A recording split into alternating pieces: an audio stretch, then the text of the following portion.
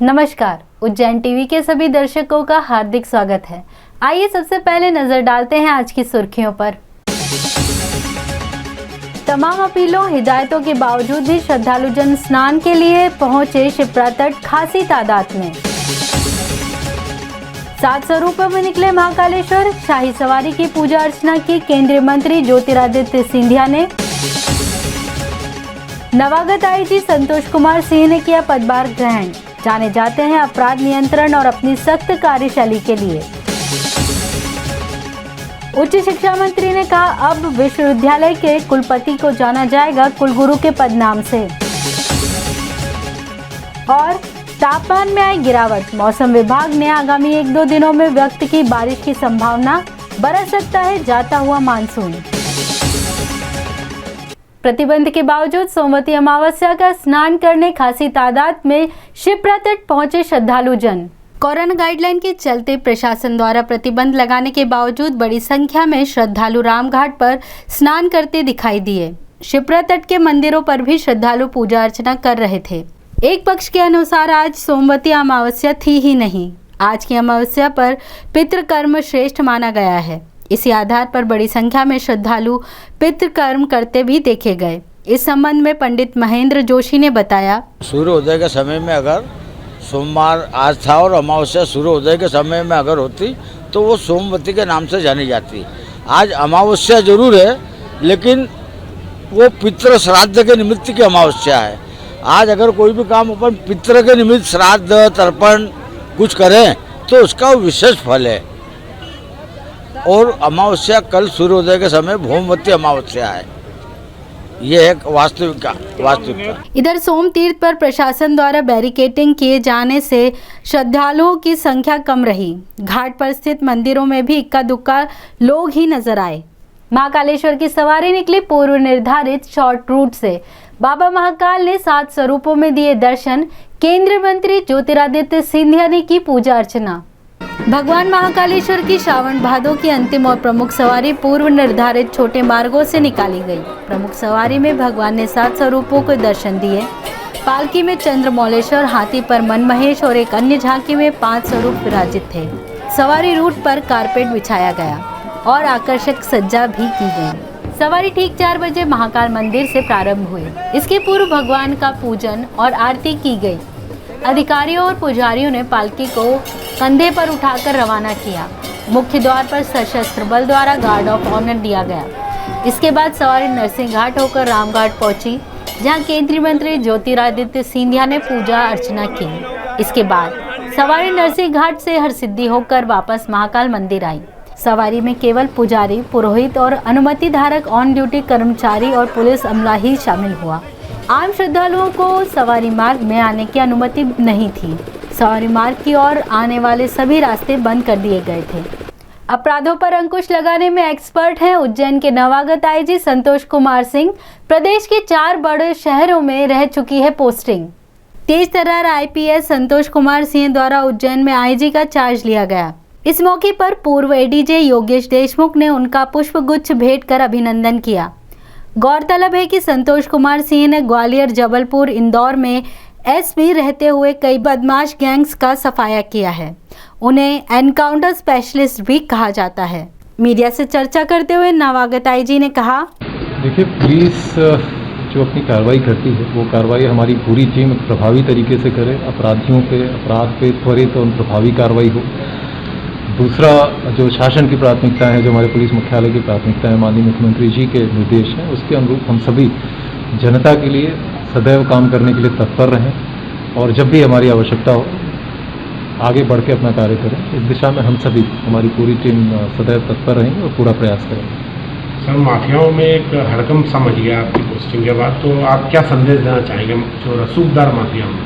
नहीं, हमने पहले ही कहा कि जैसे जो भी व्यक्ति अपराध करता है वो अपराधी ही होता है, तो अपराधियों पे हम सभी ये पूरा वो करेंगे कि उन पर प्रभावी त्वरित कार्रवाई हो और इस दिशा में लगातार हम प्रयत्नरत रहें ताकि कोई ऐसा व्यक्ति बचे ना। मतलब लगातार हमारी टीम इस दिशा में प्रयास करती है। सर, एक महाकाल मंदिर की सुरक्षा को लेकर बड़ा हमेशा वो रहता, तो क्या प्राथमिकताओं में शामिल रहेगा? क्योंकि बड़ा स्पॉट है और उसका विस्तारीकरण भी हो रहा है 10 गुना।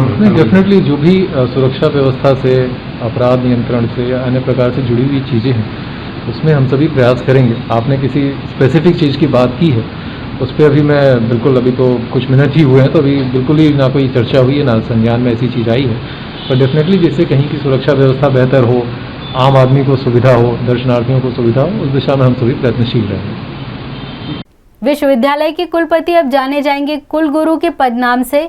उच्च शिक्षा मंत्री के आशय अनुसार आश्रम पद्धति को पुनर्जीवित करना और संस्कृति का प्रतिनिधित्व होना है।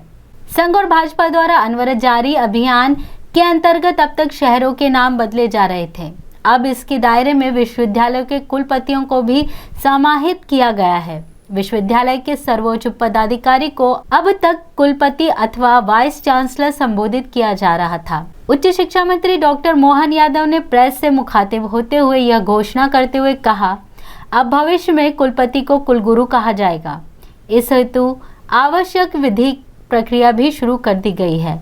कुलपति को कुलगुरु संबोधित करने के पीछे निहित दलीलों को प्रस्तुत करते हुए उन्होंने कहा, देखिए, हमारे विश्वविद्यालय भारत का प्राचीन समय से अपनी विश्वविद्यालयों की परंपरा रही है। तक्षशिला नालंदा से लेकर के उज्जैन का सांदीपनि आश्रम तक भगवान श्री कृष्ण ने जहाँ स्वयं शिक्षा ग्रहण की, तो हमने प्रयास किया कि जो हमारे प्राचीन प्रतिध्वनित होने वाले शब्द, जिन शब्दों से हमारी संस्कृति की पहचान आती है, तो उसमें से हमको लगा कि विश्वविद्यालय के जो कुलाधिपति के बाद कुलपति जो शब्द आता है, एक तरह से कुलपति के बजाय कुलगुरु शब्द ज़्यादा उचित रहेगा। और यहाँ के विश्वविद्यालय पाणिनि संस्कृत यूनिवर्सिटी के वाइस चांसलर हमारे विक्रम के और कई कुलपतियों ने आग्रह किया है, तो मैंने भी सहमति दी कि हाँ, निश्चित रूप से आने वाले समय में हम प्रयास करेंगे यशस्वी मुख्यमंत्री के माध्यम से कि ये महामहिम की स्वीकृति लेते हुए तो भविष्य में हमारे कुलपतियों का नाम बदल करके कुलगुरु कर दिया जाए।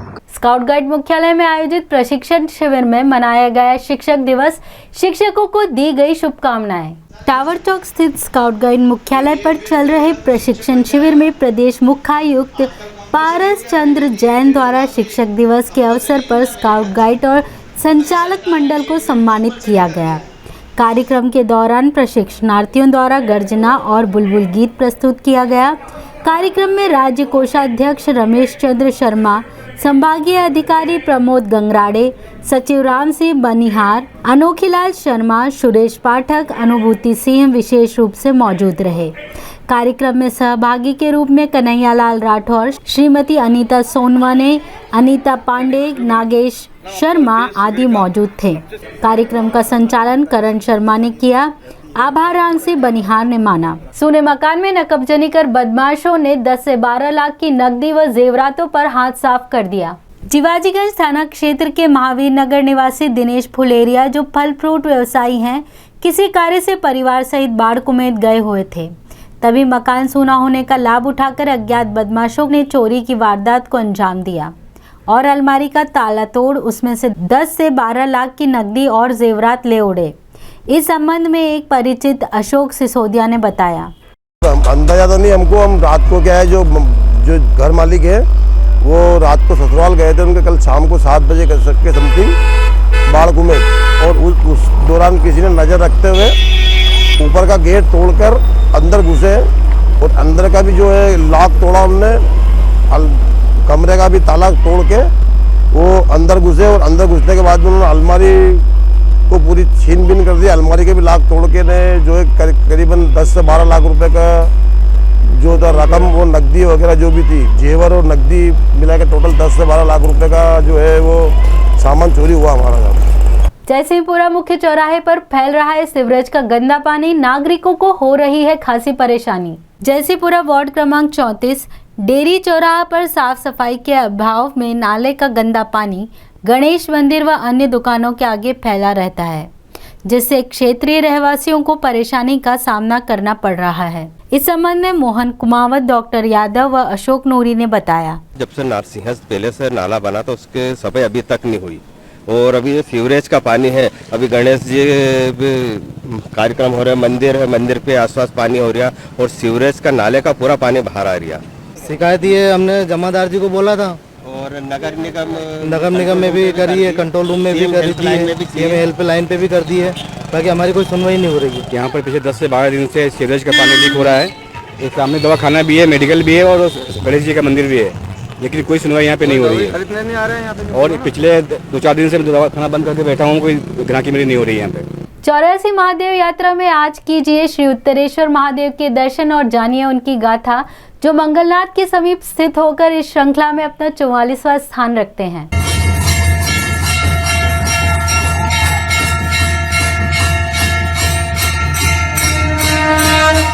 महेश्वर कहने लगे, हे पार्वती, एक समय इंद्र राजा ने मेघों को नियमानुसार वृष्टि करने का आदेश दिया, किंतु बादलों ने सारी पृथ्वी को ही डुबो दिया। तब सभी देवों ने ब्रह्मा जी से निवेदन किया।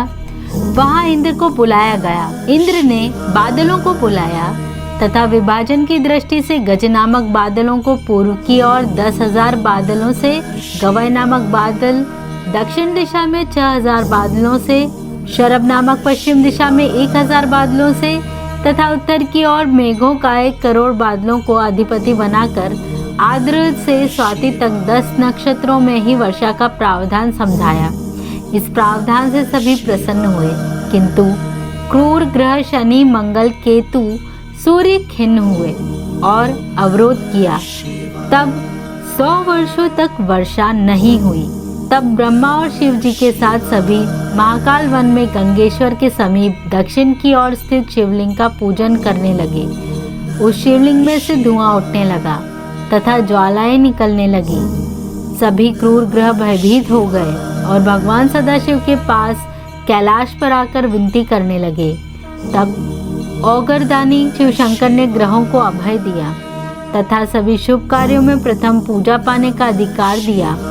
इस तरह क्रूर ग्रहों का क्रूर प्रभाव निष्फल हुआ और वे अनुकूलता युक्त हो गए। इनके दर्शन मात्र से क्रूर ग्रह बाधा का शमन होता है।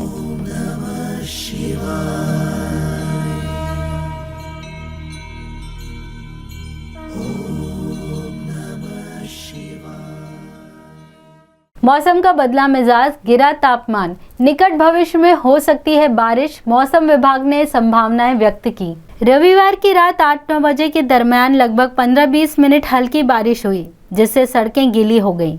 चूंकि ये बारिश रात में हुई, अतः तापमान में हल्की सी गिरावट आई। मौसम विभाग का अनुमान है कि आगामी 1-2 दिनों के मध्य बारिश हो सकती है। ठंडी हवाएं लहरा के चल सकती हैं, दामिनी दमक सकती है और जलधर गर्जन कर सकते हैं।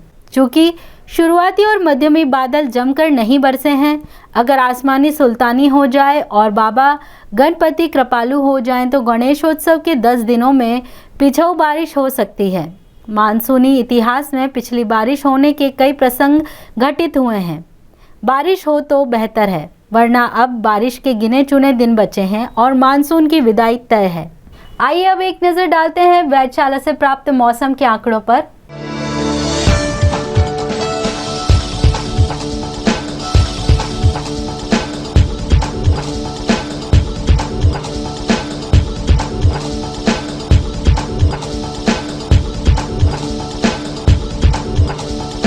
अंत में मुख्य समाचार एक बार फिर।